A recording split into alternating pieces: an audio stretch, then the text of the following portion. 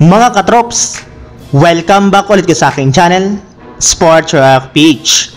At ngayon nga ay pag-uusapan natin ang sinasabing rason bakit malami ang laruan ngayon ni Klay Thompson. Pag-uusapan na rin nga natin dito sa ating panibagong video, ang rason bakit nga daw ganado maglaro si LeBron James sa kanilang pagkapanalo kontra sa Portland Trail Blazers.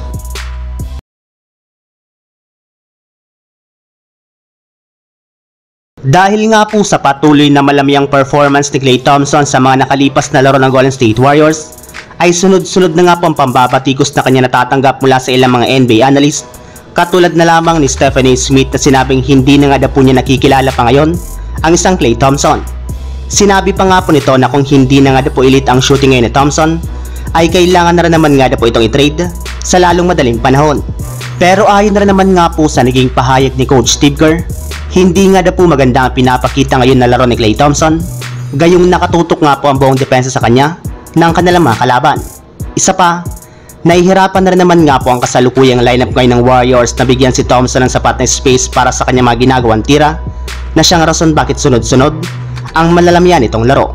Samantala, pumunta naman tayo sa ating sunod na pag-uusapan sa rason bakit nga daw po ganado maglaro si LeBron James sa kanilang pagkapanalo kontra sa Portland Trail Blazers. Bagamat man nga po team effort ang nagpapanalo sa Lakers sa kanilang game kontra sa Blazers, ay grabe pa rin naman nga po natanggap na papurin ni LeBron James sa kanilang naging laro.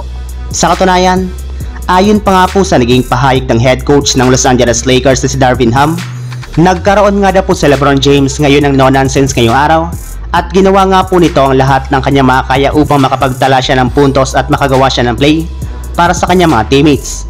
Pinuri rin naman nga po si LeBron James ng ilang mga players ng Lakers katulad ni Anthony Davis at Austin Reeves, gayong si LeBron nga daw po talaga naging dahilan ng kanilang pagkapanalo. At sa naging post-game interview naman nga po kay LeBron James, ay sinabi nga po niya dito na naiintindihan nga daw po niya kung ano ang nakataya sa in-season tournament, at ito nga po ay $500,000 na papremyo na kanilang makukuha kung makukuha nila dito ang kampiyonato, kaya ginagawa nga po niya ang lahat ng kanyang makakaya upang manalo sa kanilang mga laro. Yes, tama nga po ang inyong narinig mga katrops. Gusto nga po ni LeBron James na makuha ang papremyo sa in-season tournament, kaya ganado nga po ito sa kanilang mga laban.